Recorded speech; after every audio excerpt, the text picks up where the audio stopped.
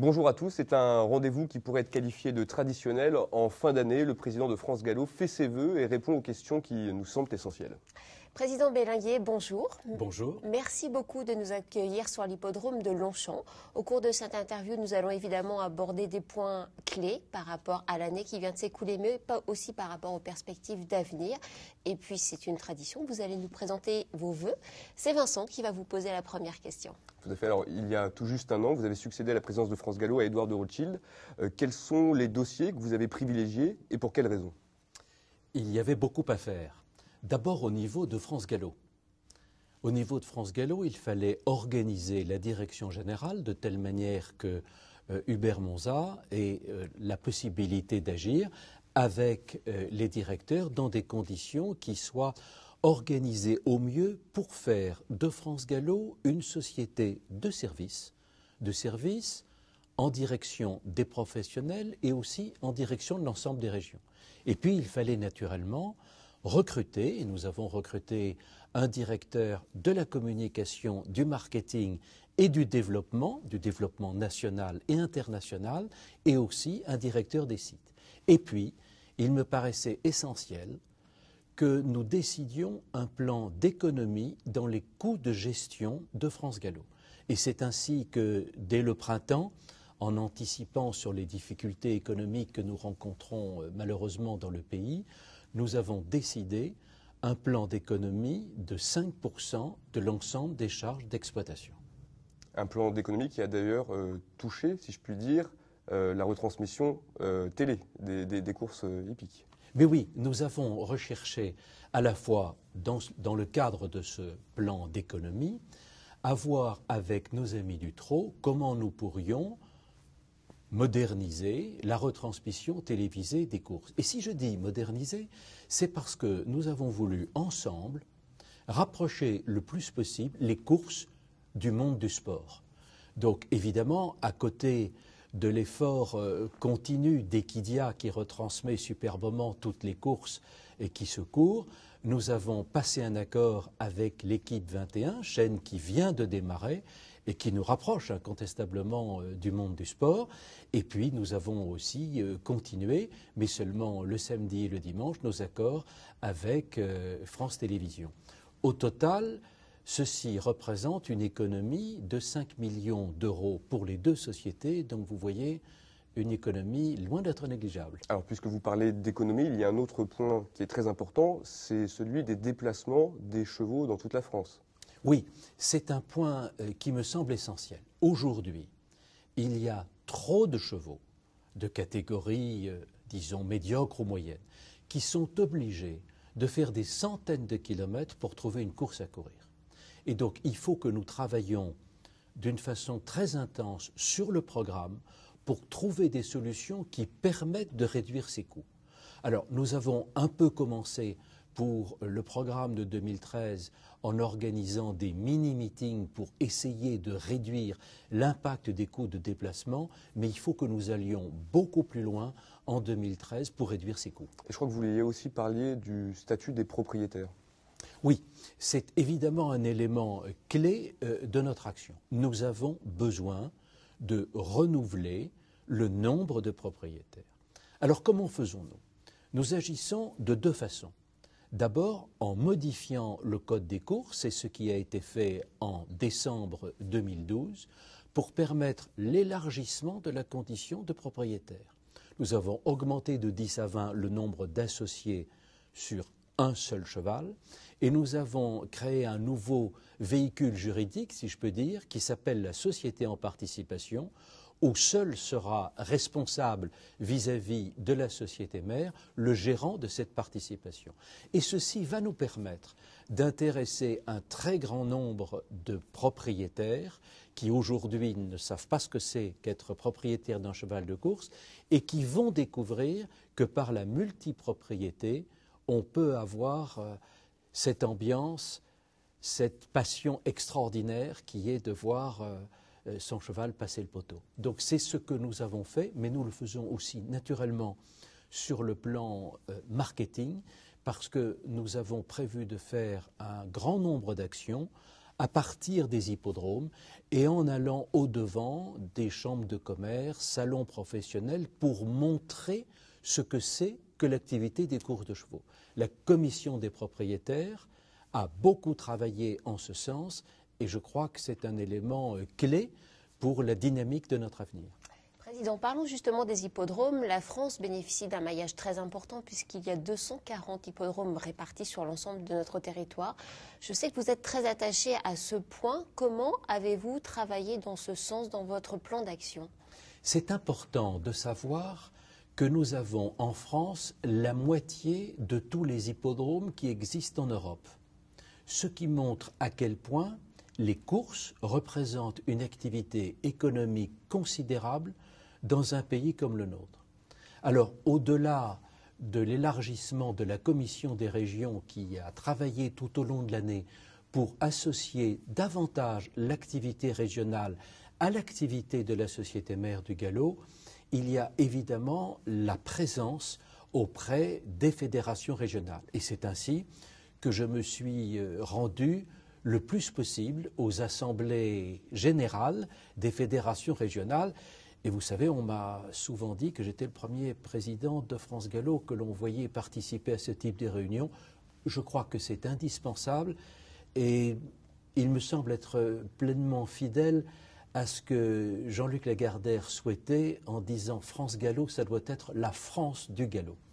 Alors, on a pu lire ou entendre dans la presse hippique beaucoup de commentaires, de témoignages de professionnels qui s'inquiètent du climat actuel, climat économique bien sûr actuel en France. Qu'avez-vous à leur dire?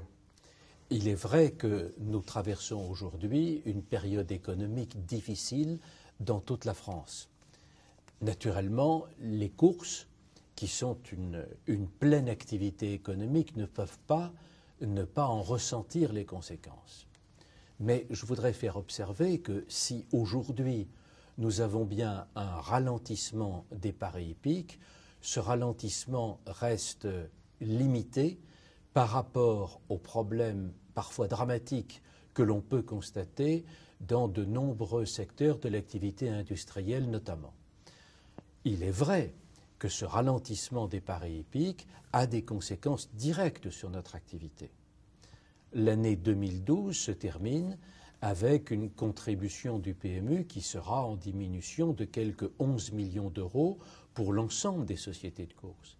Et les prévisions 2013 représentent une diminution de 13 millions d'euros par rapport à ce chiffre-là. Donc nous devons faire face à cette situation. Et c'est en ce sens que se situe le plan d'économie que nous avons réalisé pour bien montrer que nous prenions les problèmes à bras-le-corps et être ainsi en mesure de passer dans les meilleures conditions possibles ce cap qui incontestablement est un cap difficile. Mais, je vous le disais il y a un instant, nous avons aussi beaucoup d'espoir. Je parlais de l'action en direction des nouveaux propriétaires. Nous avons aussi une action en matière d'image de notre activité. Nous voulons aller de l'avant et c'est, je crois, un message de confiance que l'on doit pouvoir donner à tous les professionnels des courses. Je comprends parfaitement leur inquiétude, mais je leur dis aussi aujourd'hui que nous avons une activité qui est forte et que nous prenons les mesures pour que nous puissions passer dans les meilleures conditions cette situation difficile. Alors il y a évidemment un autre sujet d'inquiétude très important cette fin d'année et pour le début de l'année 2013, c'est la hausse de la TVA. Pouvez-vous nous repréciser le calendrier de cette hausse et évaluer son impact sur les professionnels ? La hausse de la TVA sur l'ensemble des activités hippiques est évidemment un coup dur pour l'ensemble de l'institution.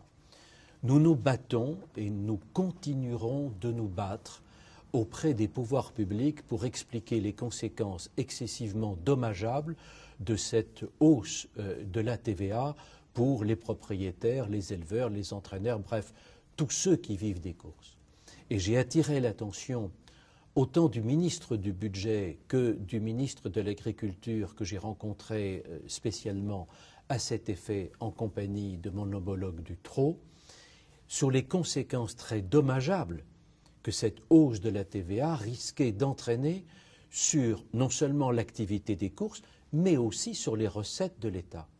Donc ce que nous avons demandé, c'est qu'en fait les propriétaires de chevaux puissent être assujettis à la TVA de telle façon qu'ils puissent la récupérer sur les gains de course qui leur sont versés, mais sans être obligatoirement assujettis aux bénéfices agricoles. J'espère que notre demande sera prise en considération par l'administration et particulièrement par l'administration fiscale. En tout cas, je vous le répète, nous nous battrons jusqu'au bout pour défendre les courses face à cette mesure qui évidemment est très pénalisante. Quelques mots peut-être sur la TVA des professionnels.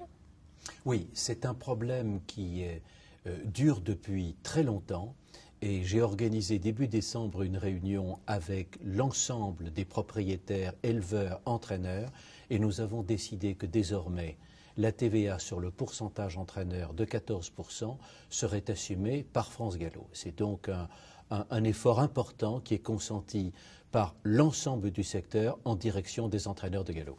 Et je voudrais ajouter qu'à côté de la TVA, nous nous battons aussi en ce qui concerne la taxe affectée, c'est-à-dire la rémunération des sociétés de course de la part des opérateurs de paris. La loi de 2010 a voté une rémunération des sociétés de course qui est de l'ordre de 7,5 à 9% des enjeux hippiques. Là aussi, nous nous battons pour que, d'une manière ou d'une autre, ce pourcentage soit acquis aux courses. Et nous savons que l'État français rencontre des difficultés aujourd'hui avec la Commission européenne, mais il faut qu'une solution soit trouvée qui ne pénalise pas notre activité. Alors, on parlait tout à l'heure du contexte économique très délicat à l'heure actuelle en France. Vous nous avez parlé de plan d'économie. Et pourtant, il y a la reconstruction du nouveau Longchamp qui arrive et des coûts énormes que cela va engendrer, ce qui peut paraître un peu paradoxal. Est-ce que le nouveau Longchamp, selon vous, c'est véritablement l'avenir ? Il n'y a pas une entreprise aujourd'hui confrontée aux difficultés que nous connaissons qui ne pense à l'avenir. Et pour nous, en effet, l'avenir représente ce que, à la fois Longchamp, mais aussi Auteuil, peuvent constituer. Ce sont nos deux vaisseaux amirals pour les courses de galop. Nous avons passé un accord avec la mairie de Paris qui garantit les courses de plat ici à Longchamp et des courses d'obstacles à Auteuil pour les 44 années qui viennent. Vous savez que depuis longtemps, depuis plus de 20 ans, on parlait du nouveau Longchamp. Et puis on était toujours dans cette situation où on en parlait toujours, mais rien n'était décidé. Aujourd'hui, c'est fait. Après une très large concertation au sein des instances de France Gallo, comité, conseil d'administration, la décision a été prise de retenir le projet qui avait été choisi. Et après une longue, difficile négociation avec le Conseil de Paris, celui-ci a voté le 11 décembre dernier, donc tout récemment, le principe d'une nouvelle convention qui nous garantit cette longévité pour nos deux hippodromes phares. C'est, je crois, la meilleure garantie de l'avenir que nous pouvons exprimer à tous les professionnels des courses. Mais il n'y a pas que Longchamp et Auteuil. Il y a aussi l'accord que nous avons conclu avec la Chine. Un accord de coopération dans le cadre de la Cité du Cheval qui va voir le jour dans la ville de Tianjin, qui est la 4e ville de Chine, et qui va nous permettre de passer un accord de coopération qui devrait, nous l'espérons, représenter des débouchés futurs pour toutes les professions du galop. Est-ce que vous pouvez nous repréciser peut-être les engagements mutuels qui ont été pris avec la Chine et éventuellement un calendrier ? C'est un accord de coopération qui a d'ailleurs démarré, puisque la Chine va envoyer un certain nombre de stagiaires, dont certains sont déjà en France aujourd'hui, qui vont se familiariser avec l'organisation des courses au sens large. Comment on fait un programme des courses, comment on juge les courses, comment fonctionne le laboratoire. Et c'est cet accord de coopération que nous avons conclu avec la communauté de Tianjin. Et nous pensons par là même que tous les propriétaires chinois qui vont s'intéresser à l'activité des chevaux de course et qui vont en acheter beaucoup, qui vont en élever également, eh bien, seront tout naturellement orientés vers la France. C'est notre but. Président Belenguer, nous arrivons au terme de cette interview. C'est la période traditionnelle des vœux. Quel message souhaiteriez-vous faire passer à l'ensemble de la filière, aux professionnels qui vous écoutent? Eh bien, je voudrais d'abord vous remercier, vous, Natacha, et vous, Vincent, de m'avoir accompagné dans cette présentation des vœux pour 2013. Je voudrais dire à tous ceux qui sont passionnés et investis dans l'activité des courses de galop que si nous avons certes à faire face, comme tout le monde, à une situation qui est difficile, nous nous dotons des moyens de franchir cette période difficile.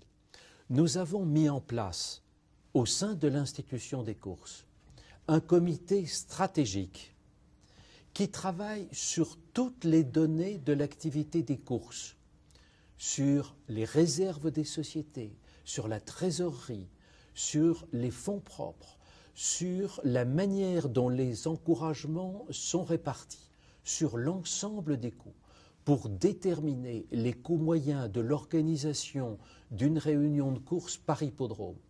C'est un travail de fond qui est en cours et qui devrait être normalement achevé dans la première partie de l'année 2013.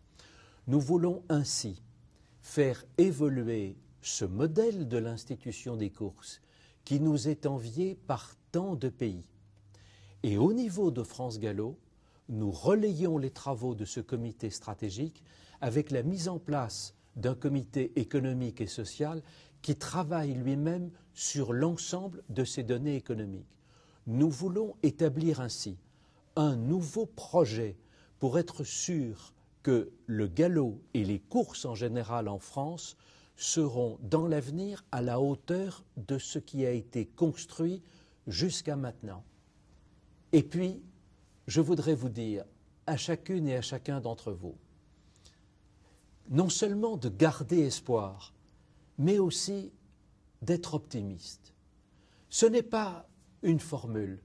Regardez l'exemple formidable que nous a donné un propriétaire, Pascal Trèves, qui, avec un tout petit nombre de chevaux, nous a permis de vivre la formidable histoire de Saunois qui a gagné le prix du Jockey Club cette année.